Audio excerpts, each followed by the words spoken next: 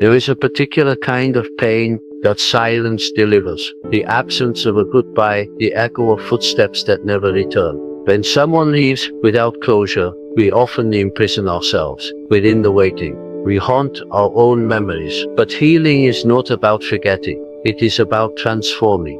You do not need their return to find peace. You need your return, the return to yourself. The journey of liberation is not external. It is the deep descent into your own psyche, where the shadows of abandonment dwell, whispering your unworthiness. But listen closely, those whispers are lies. To free yourself from someone who never returns, you must become the one who finally shows up for you. Here are 5 powerful paths to reclaim your spirit. The other is often an archetype, not a person. When we fall for someone, especially with intensity or sudden depth, we often think we're simply falling in love with who they are. Their smile, their voice, their presence, the way they made us feel seen. But beneath this personal connection lies something deeper and often unconscious. We are not only relating to a person, but to an archetype, a powerful inner image, a symbol shaped by personal experience and the collective unconscious. The person becomes a carrier of something far larger than themselves. And when they leave, what we mourn is not only their absence, but the collapse of that larger meaning. An archetype is a universal pattern, a psychic blueprint that lives deep within the human psyche. It shapes the way we experience love, loss, fear, transformation, and selfhood. These archetypes, like the lover, the savior, the mother, the wanderer, are not people. They are energies, ideas, and longings that we project outward onto others. We assign roles without realizing it. One person becomes the rescuer, another the muse, another the lost piece of our soul. We do not fall in love merely with flesh and bone. We fall in love with what they represent, what they awaken in us. This explains why some goodbyes cut deeper than others, why certain losses feel inexplicably catastrophic. It's not just that they left, it's that when they left, an entire world collapsed. A dream, an image, a piece of your identity felt suddenly torn away. That's the power of the archetype. We give them the script, they act it out for a while, but they are human, and inevitably, they falter. They cannot carry the weight of our projections forever. When they step out of the role we gave them, when they fail to live up to the godlike image we crafted, they seem to betray us. But the betrayal was in the illusion, not in the person. Recognizing this doesn't diminish the love we felt. It brings it into clearer focus. The relationship may have held real moments of beauty, real intimacy, and connection, but it was also the stage on which something internal was playing out. When we see that the other was partly an actor in our own myth, we begin to understand why the pain lingers even after they're gone. We weren't just losing someone, we were being forced to confront a part of ourselves we had externalized. What we called love may have been longing. What we called connection may have been projection. This truth is not meant to invalidate the experience, but to empower you. When you realize that the lover you chased was also a mirror for your unlived desire, or your deep need for validation, or the mystery you've never explored within yourself, you can begin to reclaim that energy. You are not a victim of their leaving. You are being invited to retrieve what you gave away, to call back the inner muse, the inner protector, the inner beloved, to understand that what you admired in them, passion, confidence, depth, wildness, may be exactly what you're called to develop in yourself. The other person was a portal, a trigger, a teacher, often unknowingly. Through them, you caught a glimpse of something eternal, something that belongs to the soul. But now the task is to stop searching for it in someone else's face, and to find it within. You are not here to chase the archetype outside of you. You are here to become it. So when you feel the ache for them returning, ask yourself, what did they symbolize for me? What part of me was awakened in their presence? And how can I now embody that without needing them to bring it to me? Because in the end, the person may go, but the soul's desire remains, and now it's yours to live. The psyche demands wholeness, not clinging. There is a longing that aches not for a person, but for a sense of completion. When someone we love leaves, or never fully arrives in the way we hoped, the ache can feel unbearable. We may convince ourselves that if we could just bring them back, or make them love us, the way we imagined, we would feel whole again. But this belief is a beautiful illusion and a dangerous trap.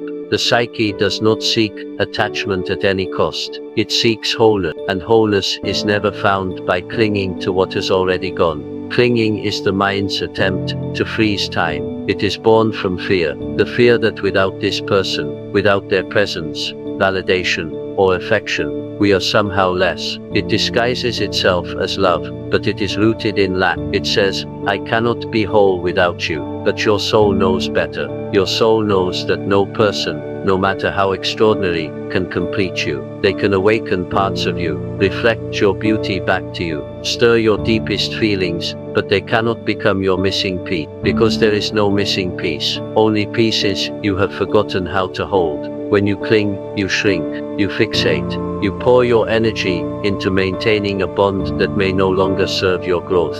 You resist the natural unfolding of life, and in doing so, you resist your own becoming. The psyche, however, is not interested in comfort or repetition. It is always pulling you toward integration, toward the full realization of who you are, even if that journey begins with heartbreak.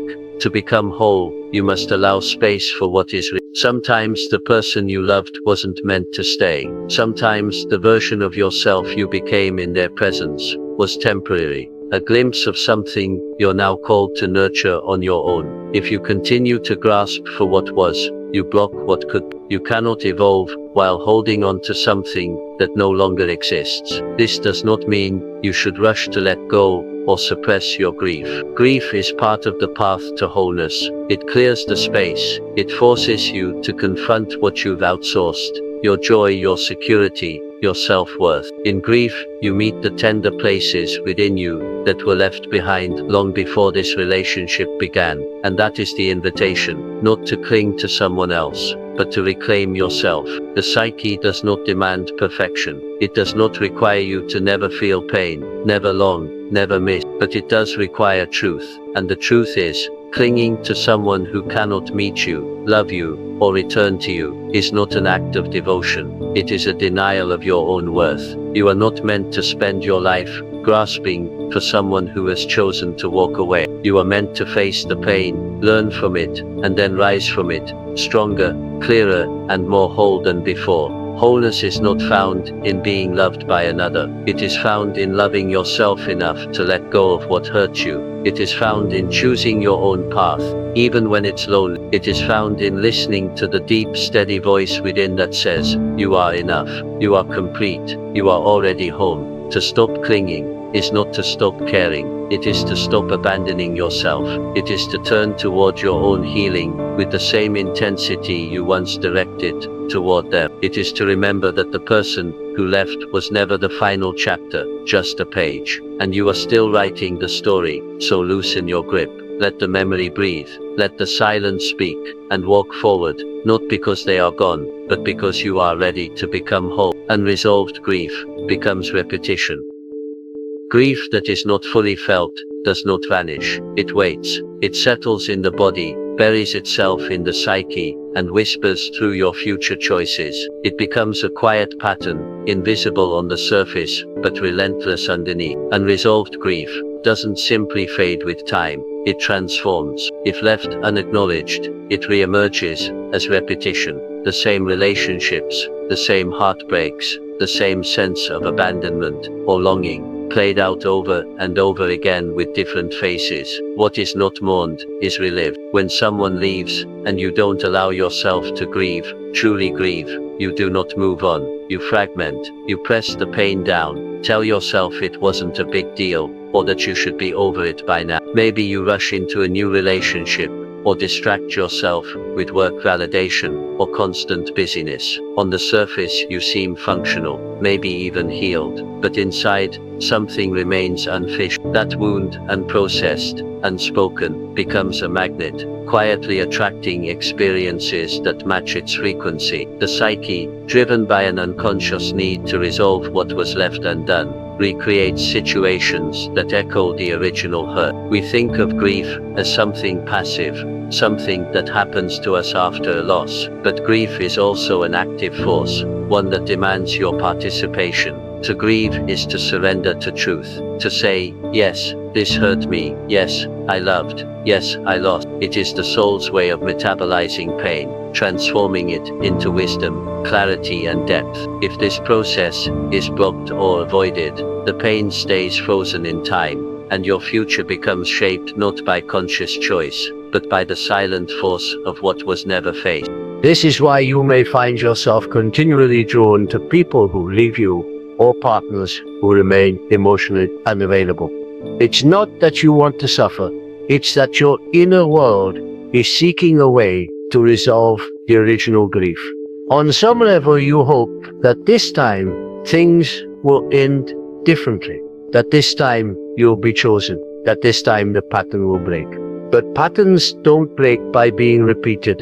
They break by being brought into the light, mourned fully, and understood. Unresolved grief often begins in childhood. Long before your first romantic heartbreak, you may have experienced emotional neglect, abandonment, or the subtle message that love must be earned. These early wounds create the blueprint for what love feels like. When someone later enters your life and awakens those same feelings, it's not always fate, it's familiarity. And if your earlier grief has never been acknowledged, you're likely to confuse the pain of recognition with the thrill of connection. To heal, you must turn toward the original wound. You must let yourself grieve what was never fully grieved. Not just the recent loss, but all the losses that came before it. The relationship that never began, the goodbye that was never spoken, the love that was never reciprocated, the childhood longing that was never met. You must sit with these ghosts, not to be haunted, but to release them. This kind of grief work is not dramatic or visible. It happens in quiet moments, through journaling, reflection, therapy, or solitude. It happens when you stop running from the ache and instead allow it to speak. It tells you where you've been, what you've survived, and what you still carry. And once you've truly heard it, something shifts. The repetition breaks. You stop choosing from the wound and begin choosing from wisdom. Grieve, not because it is easy, but because it is honest. Because grief clears the path. Because what you do not grieve, you are doomed to seek again, unconsciously, endlessly. But what you fully mourn, you no longer need to repeat. Your shadow holds the key to freedom. There are parts of you you've been taught to hide. Feelings you were told were too much. Desires you were shamed for. Instincts that made others uncomfortable. Over time, these pieces get pushed down, locked away in the psyche's basement. This is the shadow, not evil, not broken, but simply unseen. It holds everything you've disowned to survive: your anger, your sexuality, your ambition, your grief, your power. And ironically, within this hidden self lies the key to your freedom. When you experience heartbreak, abandonment, or emotional devastation, your first instinct might be to reach outward. You search for meaning in the loss, try to retrieve what left, or hope someone else can restore the version of you that was shattered. But lasting healing doesn't come from retrieval. It comes from integration, and the part of you most needing integration is the very part you've been avoiding: your shadow. The shadow isn't just about darkness. It contains your unlived potential. When someone leaves and you feel hollow or incomplete, it's often because that person activated something in your unconscious, a part of you that was dormant, a quality you admired but hadn't owned. Maybe they were bold where you've been hesitant. Maybe they embraced pleasure where you carried shame. Maybe they spoke their truth while you stayed silent. What you fell in love with may have been something you need to reclaim in yourself. If you don't do that, you remain dependent on the other person to carry your unlived self. And when they disappear, it feels like that part of you disappears too. But here's the truth: they were just the mirror. The gold you saw in them was your own light, projected outward, because it felt too dangerous to claim. The shadow is not trying to harm you. It's trying to give you back what was yours all along. To access your freedom, you must turn toward it. This is not about fixing yourself. The shadow isn't a problem to solve. It's a truth to me. Freedom begins when you stop pretending you are only your goodness, only your politeness, only your pleasing parts. You are also rage, you are hunger, you are sadness, sensuality, wildness, and strength. You are capable of fierceness and of failure. And until you bring these pieces home, you will keep searching for someone else to complete you. Facing the shadow is not easy. It means confronting the ways you've betrayed yourself to be loved. It means sitting with guilt, jealousy, and need without judging them. It means accepting the fact that some of your suffering has been self-chosen, because part of you didn't believe you deserved better. But as you do this work, something beautiful begins to happen. You become whole, no longer a fragmented self waiting to be rescued, no longer at the mercy of external validation. You begin to embody the very qualities you once chased in others. Your freedom does not lie in forgetting them, or pretending the pain never mattered. It lies in using the pain as a portal. Ask, what part of me did this person reflect? What part of me have I been afraid to live? And then walk toward it. Choose it. Claim it. Integrate it. The shadow only controls you when you deny it. But when you meet it with compassion, it becomes your ally. True freedom isn't about cutting ties or suppressing emotion. It's about returning to the fullness of who you are, including the parts you once rejected. The shadow holds your lost fire, your buried voice, your deepest truth. And when you reclaim them, you no longer need someone else to unlock your power. You realize you are already home. You are already home, and no one can take that from you again. The unconscious holds your inner gold, beneath your wounds, beneath the patterns you can't explain, beneath the ache that keeps pulling you toward people who cannot stay. There lies something sacred, something powerful, something whole. It is your inner gold, and it does not live in the polished surface of your personality, but deep in the unconscious, buried beneath years of adaptation, repression, and survival. You were taught to chase love, success, validation, but the real treasure, the real strength, is already within you, waiting in the dark, waiting to be remembered. The unconscious is not simply a dumping ground for forgotten memories or impulses. It is a vast reservoir of instincts, wisdom, creativity, and potential. It carries the full spectrum of your humanity, not just the parts you've claimed, but the parts you've denied. We are taught early on to disown what doesn't fit the image of who we're supposed to be. We learn to hide our vulnerability, to suppress our desire, to tame our imagination, to silence our rage. And with each act of disowning, something precious slips out of reach. But the unconscious does not forget. It keeps everything, especially the gold.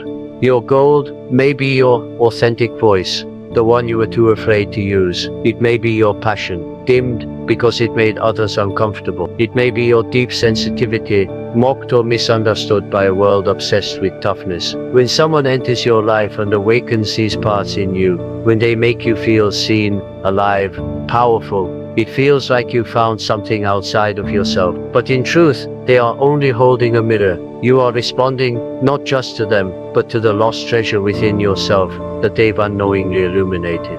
When that person leaves or becomes unreachable, it feels like you've lost more than a connection. It feels like you've lost access to the part of you that only came alive in their presence. But this is the moment of choice. Will you continue to search for that part of yourself in others, or will you go inward and reclaim it? The gold is not gone. It was never theirs to give. It is yours. But to find it, you must enter the very place you've avoided, the unconscious. Going inward is not always romantic. It's often confusing, uncomfortable, even painful. You will meet your wounds there. You will meet your shadows, your defense mechanisms, your disappointments, your unmet needs. But if you stay long enough, if you listen, if you feel, you will also find your brilliance, your resilience, your intuition, the part of you that knew, long before anyone else, who you really were, the part that still believes in your wholeness, no matter how far you've drifted. To retrieve your inner gold is to stop outsourcing your power. It is to realize that the love you thought lived in their eyes is actually a reflection of the love you are capable of giving yourself. It is to understand that the fire they awakened in you did not begin with them. It was always inside you, waiting for permission to burn. They were the spark, but you are the flame. There is no need to resent the ones who triggered your awakening. They played their role, but now the journey is yours, and it does not lead back to them. It leads inward into the deep, sacred terrain of your own soul. This is where your gold lives, not in their return, not in being chosen, not in recreating the past. It lives in the unconscious, in the part of you brave enough to feel, to face, to remember. So go there, with honesty, with courage, with reverence, because what you find in that dark inner cave is not brokenness, it is brilliant. And once you hold it in your hands, you will stop chasing light in others. You will know the light has always been in you, hidden perhaps, but never lost.